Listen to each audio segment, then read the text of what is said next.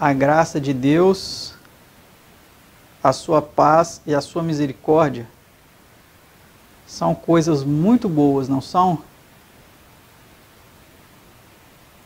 Graça, um dom imerecido, uma dádiva de salvação concedida a todo aquele que crê em Jesus Cristo. É lógico que essa palavra crer envolve muitas outras questões para que se possa dizer realmente que essa pessoa crê em Jesus. A paz nem se fala. São coisas muito boas. Graça, paz, misericórdia.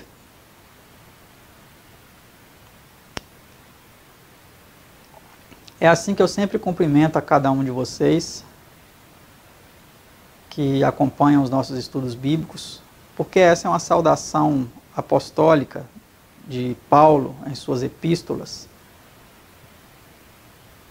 E eu preciso dizer-vos que hoje estudaremos um tema que talvez vai frontalmente contra essas graças e atributos e dons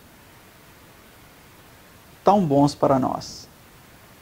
O tema do estudo de hoje é o tema 86, que tem como título a penalidade pela transgressão.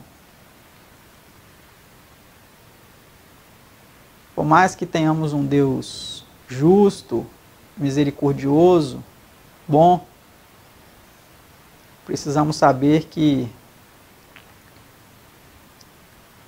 a transgressão ela tem as suas penalidades. E é sobre isso que estudaremos hoje.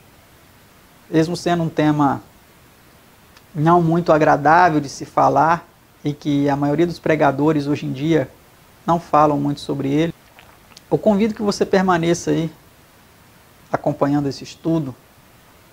Compartilhe com outras pessoas, chame outras pessoas para assistir com você, para que juntos entendamos o que a palavra de Deus tem a nos dizer. Mas antes, vamos fazer a nossa oração de abertura para suplicar a Deus que nos conceda um discernimento espiritual para este tema tão importante. Vamos orar?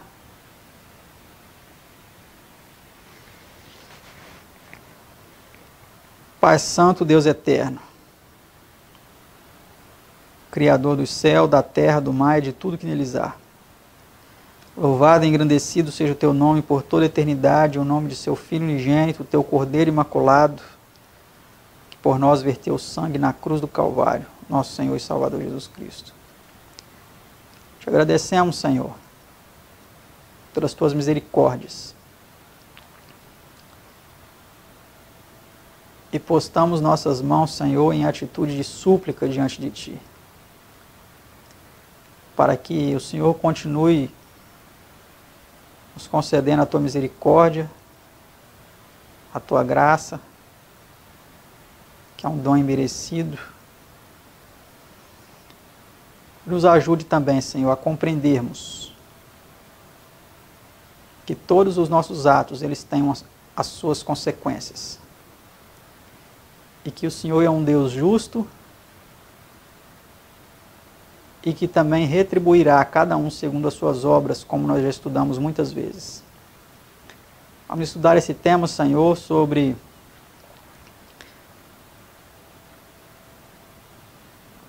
a punição pelos pecados, pelas iniquidades. E nós te suplicamos, Senhor, que nos ajude a entender e a aceitar Tua vontade soberana e a viver de acordo com a Tua palavra. Te pedimos essas bênçãos em nome do Seu amado Filho unigênito, nosso Senhor e Salvador Jesus. Amém.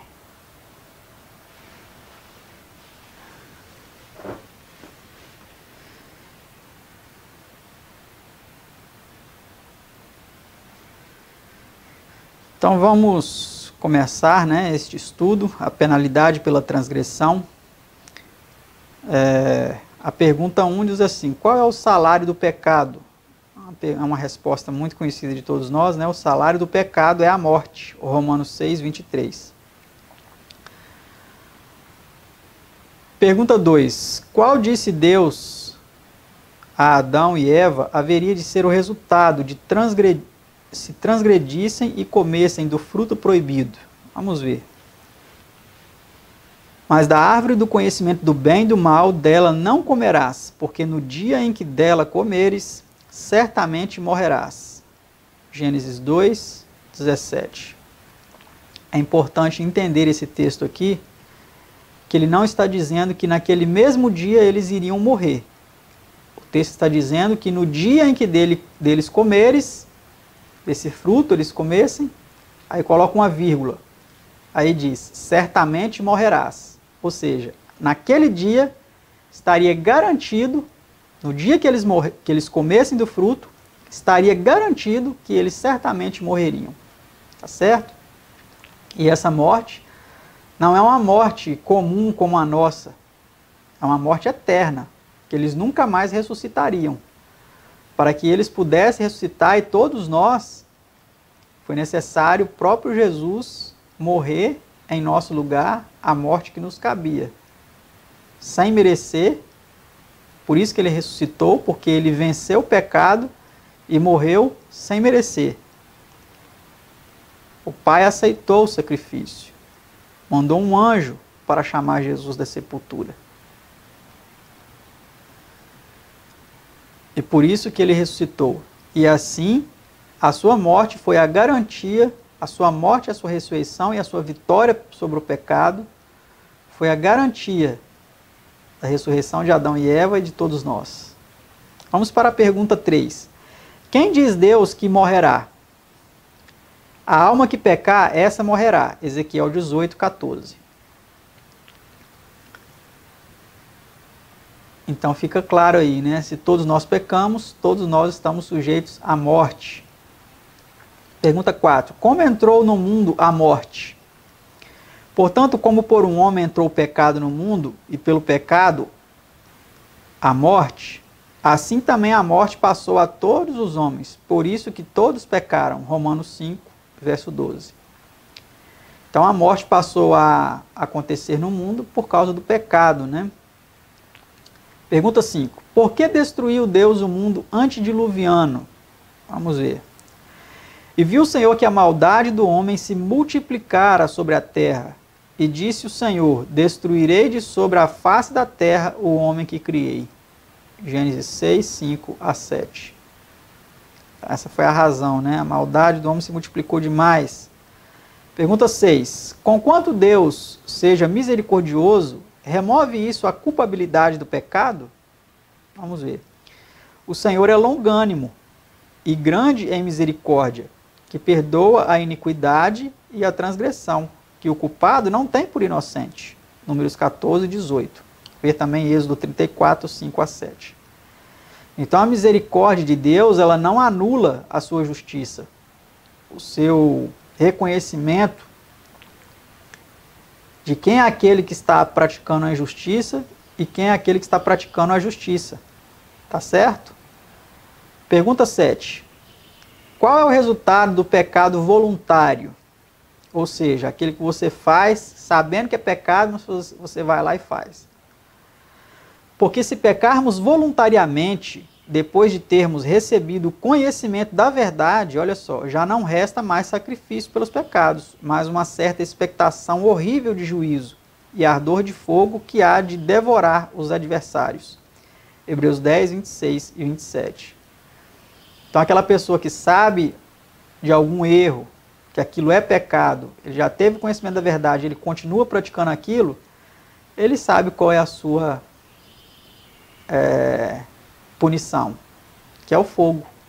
Porque ele já recebeu o conhecimento de que a consequência do pecado, daquele que continua na prática do pecado, é a condenação pelo fogo eterno, né? Pergunta 8. Ao tempo em que o mundo era governado pela teocracia, como eram tratados os rebeldes ou transgressores voluntários? Quebrantando alguém a lei de Moisés, morre sem misericórdia, só pela palavra de 2 ou 3 testemunhas. Hebreus 10, verso 28. Então era assim que eram tratados, né?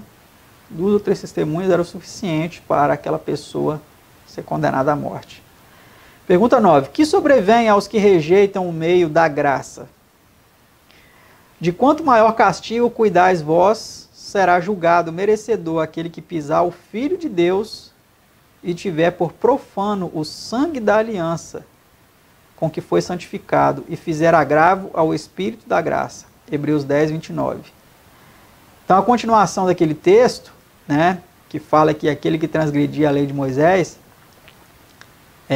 ele morria sem misericórdia pela palavra de 2 ou 3 testemunhas, ele continua dizendo aqui, ó, de quanto maior castigo cuidais vós, será julgado merecedor aquele que pisar o Filho de Deus e tiver por profano o sangue da aliança com que foi santificado e fizer agravo ao Espírito da graça. O Espírito do próprio Cristo que fala em nossa mente, meu filho, não faça isso. Isso é pecado, isso é errado. Né? Eu morri por você para te tirar desse lamaçal. Por que você vai continuar nesse lamaçal? E você vai lá e faz aquilo. Você está pisando o Filho de Deus. Então aqui o apóstolo ele vem dizendo aqui, né, de quanto maior castigo cuidares vós, será julgado merecedor aquele que pisar o Filho de Deus, tiver por profano o sangue da aliança.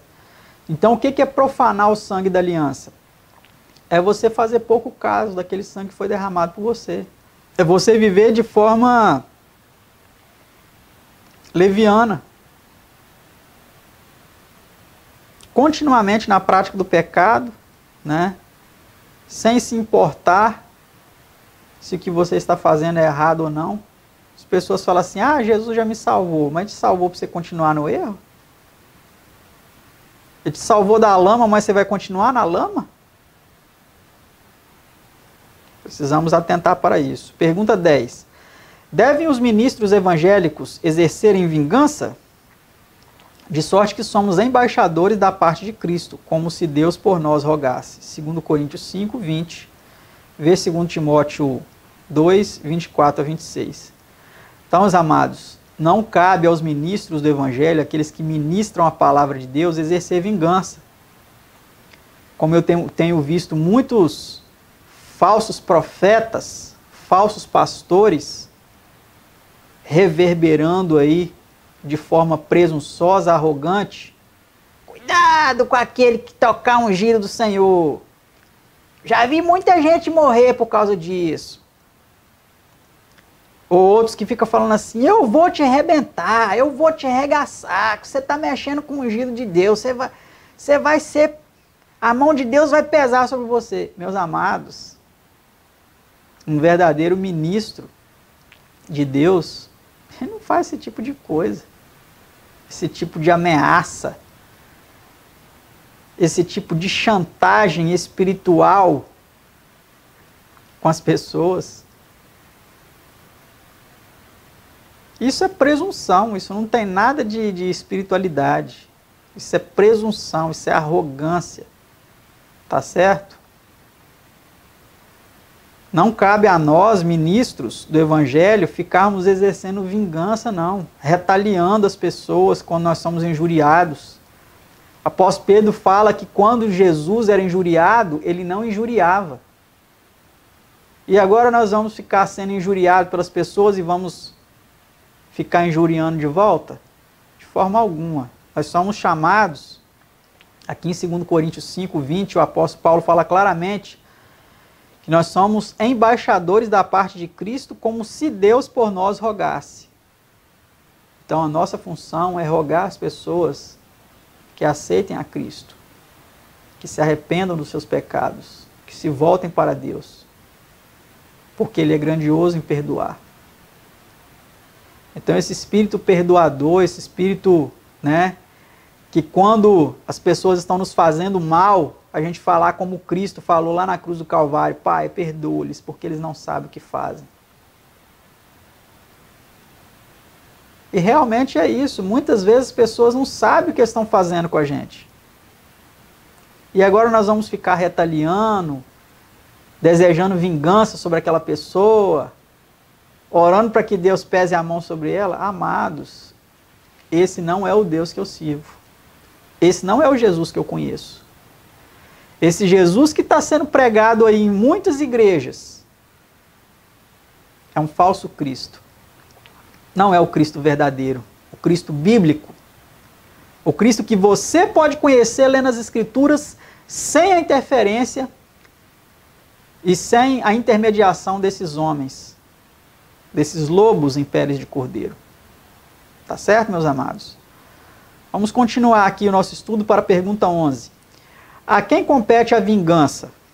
Vamos ver a quem compete a vingança. Minha é a vingança, eu recompensarei, diz o Senhor. Romanos 12, verso 9.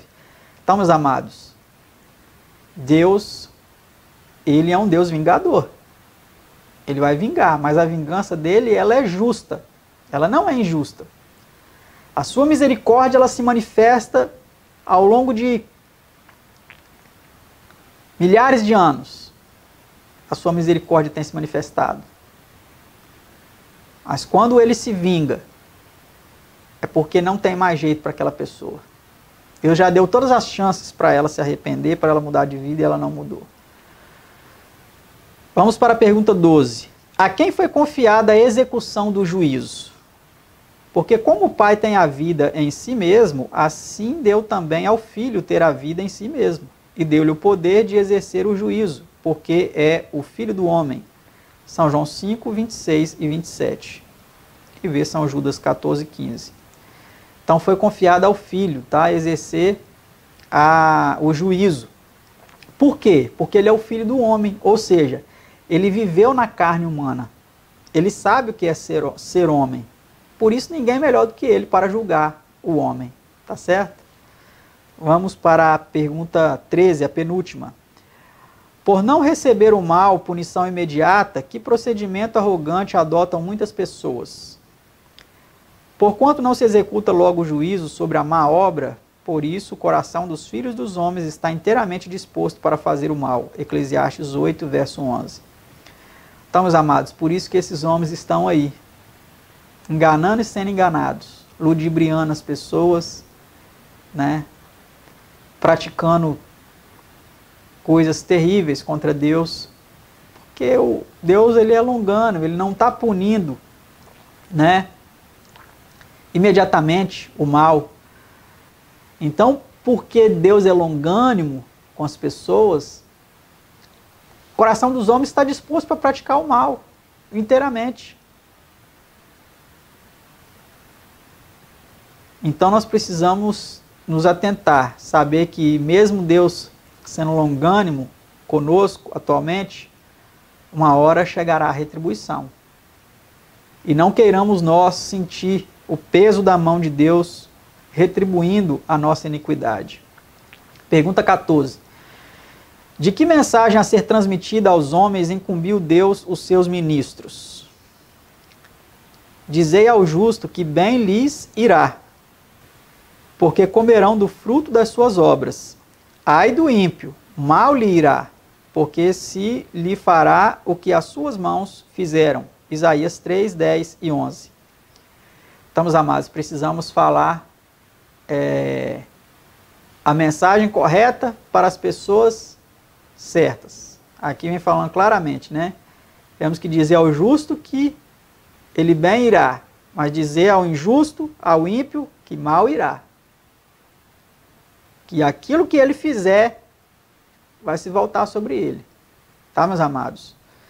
Então essa mensagem é uma mensagem fácil de ser transmitida, mas é uma mensagem bíblica. Precisamos nos atentar para isso. E que Deus nos abençoe e nos ajude para que nós a cada dia vivamos, não com medo da punição, mas por amor a Cristo, sabendo que Ele quer o nosso bem. Quando Ele pede para que nós sigamos seus mandamentos, é porque Ele quer o nosso bem, né? E não vamos obedecer por medo da punição, mas por amor e pelo nosso próprio bem, sabendo que Deus quer isso para o nosso próprio bem. Que Deus os abençoe. Muito obrigado por estar aí assistindo mais um vídeo dos estudos bíblicos. Compartilhe com seus amigos, tá? Não deixe essa mensagem ficar só para você, mas também compartilhe com outras pessoas para que elas tenham o conhecimento da palavra de Deus e sejam assim edificadas. Até o nosso próximo estudo, se Deus nos permitir. Um abraço e até mais.